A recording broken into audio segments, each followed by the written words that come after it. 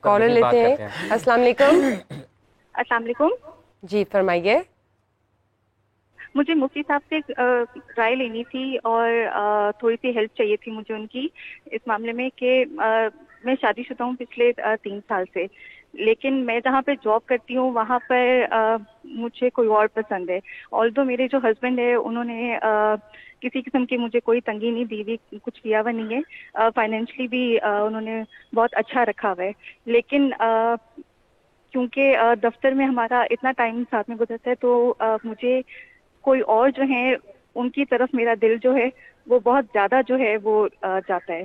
تو مجھے یہ پوچھنا تھا کہ کوئی اس طرح کر کے مجھے وظیفہ بتا دیں کہ میں ان کا دل بھی نہ توڑوں اپنے خاوند کا، اور ان سے میں علیحدہ ہو جاؤں اور شادی کر لوں ان سے جس کو میں پسند کرتی ہوں.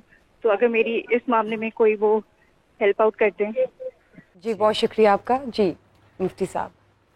بسم اللہ الرحمن الرحیم. دیکھیں بعض دفعہ نا دل ہمارا بہت ساری ایسی چیزوں کا کرنے لگ جاتا ہے کہ جو جائز نہیں ہوتی، تو اس لیے خواہشات کو قابو میں کرنا یہی سب سے پہلی بات ہے.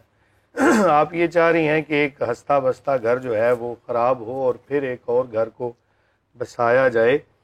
میں آپ کو حدیث سناتا ہوں، اگر آپ کو سمجھ آ جائے تو. حضور نبی کریم صلی اللہ علیہ وآلہ وسلم فرماتے ہیں کہ جب کوئی خاتون عذر شرعی کے بغیر طلاق کا مطالبہ کرتی ہے تو وہ جنت کی خوشبو بھی نہیں سونگھ پائے گی. تو اگر تو آپ سمجھتی ہیں واقعی آپ کا عذر شرعی ہے، اور عذر شرعی یہ بھی بن سکتا ہے کہ بالفرض آپ اپنے خاوند کے پاس ہیں اور آپ کو وہاں پہ جا کے بھی تو خیالات کسی اور جانب خیالات کا پرندہ پرواز کرتا ہے، تو آپ اس گناہ سے خود کو بھی بچانے کے لیے اور اپنے جو خاوند ہیں ان کو بھی بچانے کے لیے ایک مناسب طریقے کے مطابق بات کر لیں. میرے خیال سے پہلی بات جو ہے وہ زیادہ مناسب ہوگی کہ آپ گزارا کریں. دیکھیں گھر کو خراب کرنا اللہ تعالیٰ کے ہاں ناپسند جو جائز کام ہے نا ان کاموں میں ناپسندیدہ کام طلاق ہے. تو ایک گھر کو اجاڑ کے تو آپ دوسرا گھر بسائیں، کیا گارنٹی ہے کہ آپ وہاں پر بھی ٹھہر پائیں گی؟ کیونکہ اگر خیالات کے پیچھے بندہ چلے نا، خواہشات نفسانی کے پیچھے، تو یہ تو کہیں پہ جا کے بھی رکتی نہیں ہے. تو اگر آپ کے اس کام کو دیکھیں کہ آپ جس محکمے میں کام کرتی ہیں وہاں اگر اتنا وقت گزرتا ہے کہ جو علیحدگی میں کہ جہاں پر آپ کو یہ فیلنگ آنا شروع ہو گئی، تو آپ کا وہاں پر پیاری بہنا کام کرنا بھی مناسب نہیں ہے کہ ایک خاوند کے نکاح میں ہوتے ہوئے آپ اس کی امانت کے اندر خیانت کر رہی ہیں. آپ کی مسکراہٹ سے لے کر تو آپ کے بننے سنورنے تک اور آپ کی باتوں سے لے کر تمام تر معاملات آپ کے خاوند کی امانت ہیں. جس طرح خاوند کی امانت ہے اسی طرح خاوند کو بھی چاہیے کہ اگر کسی ایسی جگہ پر کام کرتا ہے کہ جہاں پر خواتین ہیں، مرد و حضرات کام کرتے ہیں، تو خاوند کو بھی چاہیے کہ اپنی بیوی کا خیال کرتے ہوئے اپنے آپ کو اس کی امانت سمجھے. تو یہ دیکھ لیں آپ کے سامنے میں نے دونوں چیزیں رکھ دی ہیں. اب فیصلہ آپ نے کرنا ہے کہ جنت کو حاصل کرنا ہے یا کہ آپ نے دنیاوی نعمتوں کو حاصل کرنا. جہاں تک حافظ صاحب بات یہ تھی، میں اگر آپ مجھے 1 منٹ دے دیں، اس سے پہلے جو بات ہو رہی تھی میں اس سے بالکل اتفاق کرتا ہوں کہ بہت اچھی بات ہوئی، بڑی اچھی کنورزیشن ہوئی ہماری فلسطین کے حوالے سے. اور جب بھی کوئی اچھی بات کرے گا چاہے وہ کوئی بھی ہو تو ہمیں اس کی تائید کرنی چاہیے.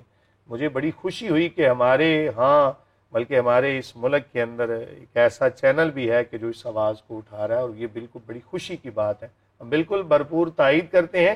رہی بات یہ کہ اگر ہم قرآن مجید فرقان حمید کا مطالعہ کرتے ہیں تو ہمیں 20 آیات ایسی ملتی ہیں جو جہاد کے اوپر ہیں. حافظ صاحب حضور نبی کریم صلی اللہ علیہ وآلہ وسلم کی سیرت سے جو ہٹلر نے سبق حاصل کیا تھا نا، آج وہ قوم کامیاب ہے. کیوں؟ اس نے حضور نبی کریم صلی اللہ علیہ وآلہ وسلم کی تمام سیرت کا مطالعہ کرنے کے بعد جب آخری نہج پہ پہنچا، نبی کریم صلی اللہ علیہ وآلہ وسلم کے کاشانہ اقدس میں کھانے کے لیے مٹھی بھر جو تھے، اس کے باوجود سرکار مدینہ صلی اللہ علیہ وآلہ وسلم کی مبارک اس دیوار کے اوپر 2 تلواریں لٹکی ہوئی تھیں. اس سے اس نے نتیجہ اخذ کیا کہ اگر دنیا میں کامیاب ہونا چاہتے ہو تو دفاعی لحاظ سے اور غیرت کے لحاظ سے تمہیں کامیاب ہونا چاہیے. کہ اگر کھانے کے لیے کچھ نہیں بھی نا، کریم آقا علیہ الصلوۃ والسلام کا وصال با کمال ہوا تو گھر میں جلانے کے لیے تیل موجود نہیں تھا، لیکن دیوار کے اوپر 2 تلواریں لٹکی ہوئی تھیں. اس سے لوگوں نے نتیجہ اخذ کیا کہ کامیاب ہونا چاہتے ہو تو اپنے آپ کو اسلحے کے لحاظ سے جدید، ظاہر اس دور کے اندر اسلحہ تلوار سمجھا جاتا تھا. آج اگر کامیاب ہونا چاہتے ہو تو پھر جناب تم اسلحہ کے لحاظ سے اور اپنے جب لیڈران کا انتخاب کرتے ہیں نا، اس وقت پتہ نہیں ہم کہاں پر سوئے ہوتے ہیں. تب ہمیں برادریاں یاد آ جاتی ہیں، تب ہمیں گلی محلہ بننا یاد آ جاتا ہے، تب ہمیں اپنے ناجائز کاموں کا حصول یاد آ جاتا ہے. اس وقت ہمیں غیرت ایمانی کا مظاہرہ کرتے ہوئے اپنے ان لیڈران کو اسمبلی کے اندر بھیجنا چاہیے کہ جو اسلام اور دین اسلام اور غیرت کا مظاہرہ کرتے ہیں. بالکل ٹھیک ہو، بہت بہت شکریہ آپ کا. شیخ صاحب، ہم انڈسٹری پہ بات کر رہے ہیں، معیشت مضبوط ہوگی تو اس نے آپ کو دفاعی طور پر بھی مضبوط کرنا ہے، فنڈز ہوں گے. تو اس وقت آپ کو لگتا ہے کہ جو مسائل ہیں ٹیکسٹائل انڈسٹری کے، ان کو حل کرنے کی ضرورت ہے؟ جی بالکل، ٹیکسٹائل انڈسٹری کے مسائل کو حل کرنے کی ضرورت ہے. میں سمجھتا ہوں کہ جب تک ہم سیاسی طور پہ مضبوط نہیں ہوں گے تو معاشی طور پہ مضبوط ہونا بہت مشکل ہے. کیونکہ پالیسیز جو بھی بنے وہ لانگ ٹرم بنے. یہاں ایک پالیسی کوئی بھی بنتی ہے اور جب نیکسٹ گورنمنٹ آتی ہے وہ اس پروگراموں کو وہیں چھوڑ دیتے ہیں اور نئی پالیسی بنا دیتے ہیں. ٹھیک ہے، اس لیے ہمارے ادارے مضبوط کرنے کی ضرورت ہے. ٹیکسٹائل کا اپنا ایک بہت وسیع ادارہ ہے. یہاں پر ہم نے جو بجٹ دیکھا، مجھے تو دلی طور پہ بڑا افسوس ہوا کہ ہم کہاں کھڑے ہیں. تو خیر اس ٹائم موضوع اور چل رہا ہے، میرا دماغ بھی ڈبل سائڈ پہ چل رہا ہے. کبھی میرا دل چاہتا ہے کہ میں فلسطین پہ بات کروں اور کرنی بھی اسی پہ چاہیے. تو یہ تو سیکنڈری ہے ہمارا. لیکن ہماری ٹیکسٹائل کو کھڑا ہونے کی ضرورت ہے. ہمارے لوگوں کو روزگار کی ضرورت ہے. اس ٹائم ایک بندے کا 22-23 ہزار میں گزارا نہیں ہو رہا. اس کی وجہ یہ ہے کہ بجلی، سوئی گیس، تمام چیزیں انسان کی پہنچ سے دور ہو گئی ہیں. تو اس پہ بھی گورنمنٹ کو سوچنا چاہیے اور میرے حساب سے سیلریز بڑھنی چاہیے لوگوں کی، اور بجلی، سوئی گیس کے نرخ کم ہونے چاہیے، اور ساتھ ساتھ ٹیکسٹائل پہ خصوصی طور اچھا، اس پہ میں مزید آپ سے بات کرتا ہوں. یہ جو ٹیکسٹائل کے لیے بجلی اور سوئی گیس والا معاملہ، کیونکہ ابھی ایک مرتبہ پھر میرا خیال ہے حکومت 155% گیس کی قیمتوں کو بڑھانے میں جا رہی ہے، اور میرا خیال 600-700% گزشتہ چند مہینوں میں گیس کی قیمتیں بڑھ چکی ہیں. قاری صاحب، وظیفہ انہوں نے پوچھا تھا، ان کے لیے وظیفہ بتائیں کہ وہ بچ جائیں، جو ان سے دور ہو جائے اور ذرا خاون کی طرف سے. نا پہلے بھی اس پر بات کی تھی. اس کے لیے ہم اکثر بتایا کرتے ہیں سورۃ المؤمنون. یہ ہماری بہن سورۃ المؤمنون پڑھ کر پانی پر دم کرے اور اس کو وقفے وقفے سے پیتی رہے. انشاءاللہ یہ خواہش نفسانی اس کی کچھ دنوں میں ٹوٹ جائے گی. ایک دن میں ایک دفعہ پڑھنی ہے؟ کتنے دن؟ ایک بار پڑھ کے پانی پر دم کر لیں، پھر اس پانی کو پیتے رہیں. ٹھیک ہوگا. بہت بہت شکریہ، بہت شکریہ آپ کا. جی کال لیتے ہیں. السلام علیکم. جی السلام علیکم، ربناز بات کر رہا ہوں. جی فرمائیے. مجھے سوال کرنا ہے کہ ہمارا روزہ کیا اتنا ہی کمزور ہوتا ہے کہ کسی وجہ سے مکروہ ہو جاتا ہے، فاسد ہو جاتا ہے، یہ کہا جاتا ہے، تو کیا ہمارا روزہ اتنا ہی کمزور ہوتا ہے؟ ٹھیک ہے. بہت شکریہ.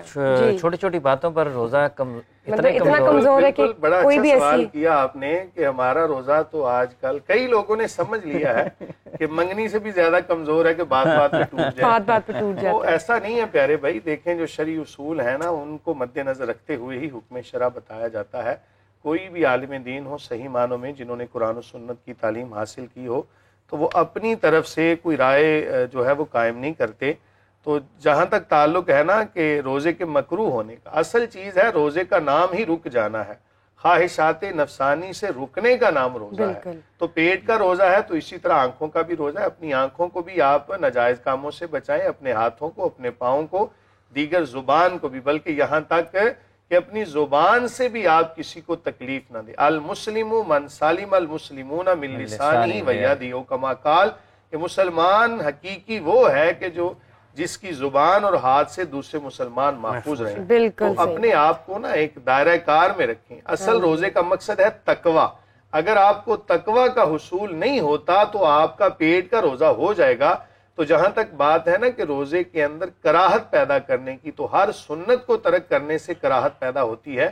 تو اس کا مطلب یہ نہیں کہ مکروہ کام سے روزہ ٹوٹ جاتا ہے. روزہ انہی کاموں سے ٹوٹتا ہے کہ جو دماغ سے کوئی چیز ٹپکائی جائے، یا گلے سے نیچے اتاری جائے، یا پھر کسی سے کوئی جماع ہو جائے اپنی بیوی سے، تو ان تمام صورتوں سے روزہ ٹوٹ جاتا ہے. ایک چیز میں نے ایڈ کرنی تھی. ہماری ڈسکشن ہوئی تھی کچھ 2-3 پچھلی ایپیسوڈز میں. آپ نے کہا تھا کہ ذائقہ جس ٹوتھ پیسٹ کا نہ ہو، جو ٹیسٹ لیس ہوتی ہے ٹوتھ پیسٹ، وہ استعمال کی جا سکتی ہے روزے کے دوران، تو اس سے روزہ فاسد یا نہیں ہوتا مکروہ.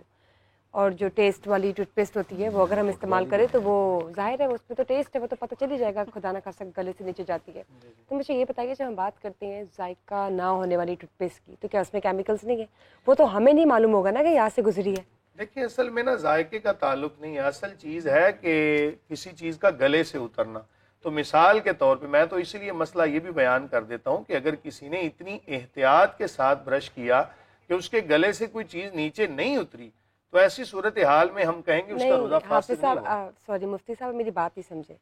میں نے یہ پوچھا آپ سے کہ جب ٹوتھ پیسٹ کا ٹیسٹ نہیں ہے لیکن ٹوتھ پیسٹ ہے نا، پورا ایک اس کا جیسے کہتے چنک ہے، پورا ایک پیسٹ ہے، وہ ہم نے یوز کی، سب کچھ کیا، گرارے کی، کلی کی، اب وہ مجھے معلوم نہیں ہوا، میرے دماغ کو معلوم نہیں ہوا کہ وہ یہاں سے گزری کیونکہ اس میں ٹیسٹ نہیں تھا، لیکن وہ گزر گئی اور ٹھیک ہے اب معلوم نہیں ہوا، تو وہ کیسے روزہ نہیں ٹوٹا؟ پھر دیکھیں جہاں تک ہے نا تعلق کہ کسی چیز کے معلوم ہی نہیں آپ کو ہوا کہ کوئی چیز گلے سے نیچے اتر گئی، جب آپ کو معلوم ہو گیا پھر تو روزہ فاسد ہے. اور اگر آپ کو بالکل میں سمجھ گیا بات آپ کی کہ وہ اس کا ذائقہ ہی نہیں ہے تو وہ گلے سے نیچے اتر گئی، تو اس لیے میں نے اسی لیے مسئلہ بتایا نا کہ آپ کو روزے کی حالت میں برش کرنے سے اسی لیے علماء روکتے ہیں کہ ایک بندہ جب احتیاط نہیں کر پائے گا یا اس کو اس چیز کا پتہ ہی نہیں ہے تو اس لیے وہ رک جائے. اور پھر سب سے بڑھ کے جب اس کا متبادل نبی کریم صلی اللہ علیہ وآلہ وسلم کی سنت میں مسواک کی صورت میں موجود ہے تو اسی کو کرنا چاہیے. ٹھیک ہے، تو میں یہاں پر آج میرے سے ایک مسئلہ ایک بندے نے پوچھا، میں وہ بھی ڈسکس کر دوں، چلیں سننے والوں کا اس میں فائدہ ہو جائے گا. بڑا عجیب مسئلہ حافظ صاحب آج پوچھا. کہتے ہیں جی مجھے پتہ ہی نہیں تھا کہ میں اپنی بیوی کے قریب گیا روزے کی حالت میں اور مجھے پتہ ہی نہیں تھا کہ جماع سے روزہ ٹوٹ جاتا ہے. اب یہ اصل میں سوال بنتا ہے، ایک بندے کو یہ علم ہی نہیں تھا کہ بیوی کے پاس جانے سے روزہ ٹوٹ جاتا ہے. تو یہ آج پہلی دفعہ ایک بندے نے سوال کیا، تو میں عرض کر دوں انتہا درجے کی لا علمی ہے، انتہا درجے کی لا علمی. تو لا علمی کی بنا پر کسی بندے نے اگر ایسا معاملہ کسی سے ہو گیا تو ہم اس کو کہیں گے روزہ تو اس کا ٹوٹ گیا، لیکن چونکہ لا علمی میں ایسا ہوا تھا تو اس پر روزے کی قضا ہے، کفارہ نہیں ہے. لیکن اگر کسی کو پتا تھا کہ روزہ ٹوٹ جاتا ہے اور پھر اس سے ایسا معاملہ ہو گیا تو اس پر کفارہ بھی ہے اور قضا ٹھیک ہو گیا، کفارہ بھی ہے، قضا بھی ہے. سمجھ گئے، یہ دو چیزیں.